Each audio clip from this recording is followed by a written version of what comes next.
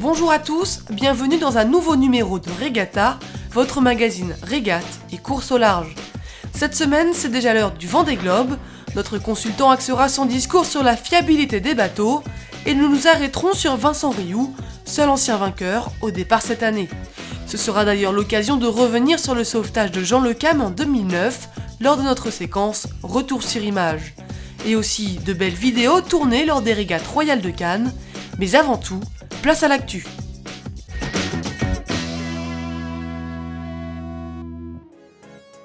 Il a couvert 666,2 milles seul à la voile et en 24 heures, l'équivalent de 1234 km terriens. Le nouvel exploit de Francis Joyon vient d'être homologué par le World Sailing Speed Record Council. Rappelons au passage que le marin est déjà titulaire du record absolu en solitaire autour du monde en un peu plus de 57 jours. Un record qui ravive le duel extraordinaire entre Francis Joyon et Thomas Coville. Après avoir amélioré au moins 3 fois chacun ce record depuis 2004, cette fois-ci, IDEC a mis la barre très haut avec 37,7 milles de mieux que Coville. C'est dans une quasi-pétole marseillaise que le départ de la 5e et dernière étape du Mode 70 European Tour a été donné le 30 septembre. Le leader Foncia et Spindrift Racing sont les deux bateaux en duel pour la victoire finale, à seulement 6 points l'un de l'autre. Le dénouement se jouera en 48 heures pour l'arrivée à Gênes. En raison de la vent trop faible lors du dernier jour de Match Race France, seules 2 manches ont été courues pour la finale. Et après un duel épique sur l'eau, c'est le néo-zélandais Ian Williams qui s'impose face à son compatriote Tyler. Il prend du même coup la tête du classement du Tour 2012. Cette semaine, notre Wincher s'intéresse à la construction des bateaux qui s'engagent dans le Vendée Globe cette année. À force de pousser les bateaux un peu trop loin pour de meilleures performances, ne perd-on pas en fiabilité? La réponse, c'est tout de suite dans la webcam de Kiki.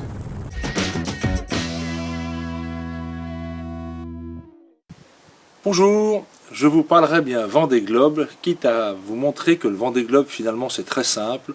Regardez Vincent Rioux à la barre de son PRB, je l'offre un petit peu pour relancer, je tombe et je me rattrape comme sur un dériveur, un laser ou un optimiste derrière moi. J'abats en grand et voilà 9 tonnes de bateau lancés à 25 nœuds dans le creux de la vague. Nous savons tous que ce n'est pas le cas, que le Vendée Globe est une aventure bien plus intense et lourde que cela, que le Vendée Globe est avant tout une aventure humaine, un chemin à parcourir, quitte à se découvrir et y aller pour se découvrir, ce qu'explique très bien Jean-Pierre Dick dans ses dernières interviews. Mais le Vendée Globe, c'est aussi des bateaux voilés, énormes grands voiles, puissants, 9 tonnes donc, aux quilles basculantes et aux dérives qui permettent d'aller au près. Et ces bateaux qui finalement deviennent très complexes et je me demande si les derniers plans Verdier VPLP n'ouvrent pas la porte justement à une complexité trop grande et à des possibilités de casse et de maintenance impossibles dans le Grand Sud. À l'opposé de ce que disait Enzo Ferrari, la seule pièce qui ne cassera jamais en course, c'est celle qui n'est pas sur la voiture. C'est pour ça que je regarde avec plaisir le bateau de notre franco-suisse breton, je ne connais plus sa nationalité, je parle de Bernard Stamm. Regardez son plan Juan K cheminée Poujoula, comme le pont est dégagé, comme le cockpit est clair. Il est possible que Bernard Stamm ait trouvé un équilibre qui lui permette d'aller jusqu'au bout.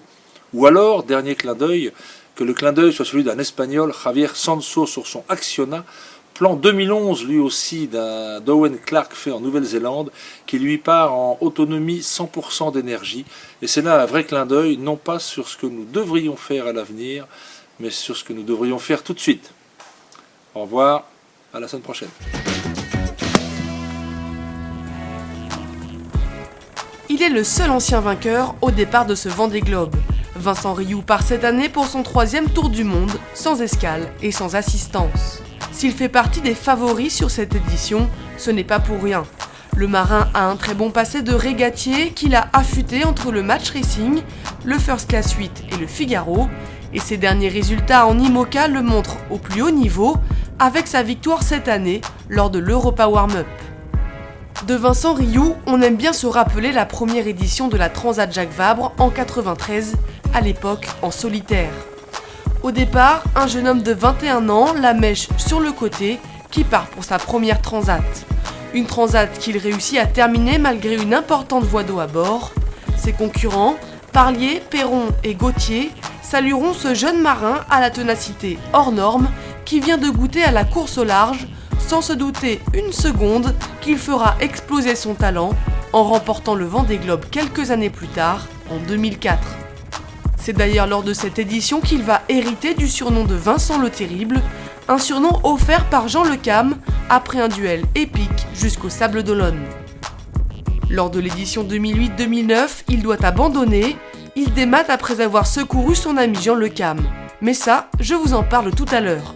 Il est classé 3e ex-aequo par le jury. Ryu prend donc cette édition non pas comme une revanche, mais plutôt comme un défi, juste pour finir sur une note un peu plus belle que la dernière fois.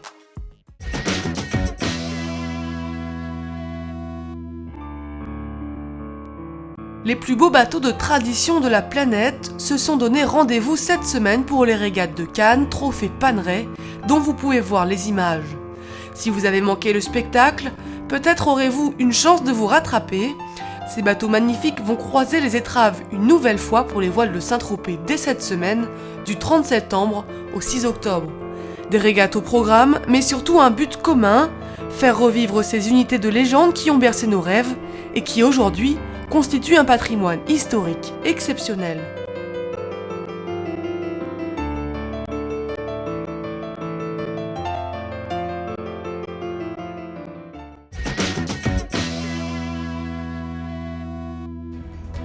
Cette semaine, notre séquence Retour sur image est consacrée au sauvetage de Jean Le Cam par Vincent Rioux, sauvetage dont je vous parlais tout à l'heure. Pour les étourdis, je reprends, c'était lors du Vendée Globe 2008-2009 au large du Cap Horn.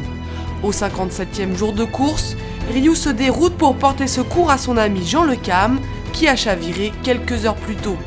Au bout de 4 tentatives, il le récupère à son bord, mais casse une pièce de gréement dans la manœuvre. La dernière fois, je me suis approché encore plus près. Les coques se sont pas touchées, elles se sont frôlées. Mais par la quille orientée de Game sous le vent est venu percuter, a cassé la outrigger. Mais à ce moment-là, c'est vraiment le cadet de mes soucis. Son plan phare démate 24 heures plus tard, l'obligeant à abandonner. Et oui, le Vendée Globe, c'est une très belle aventure. Mais pas d'aventure sans tempête, sans casse et sans prendre de risques. Assurément, vous allez apprécier de suivre la course dans votre mag Regatta, au chaud, depuis votre canapé. Très bonne semaine à vous, à la semaine prochaine.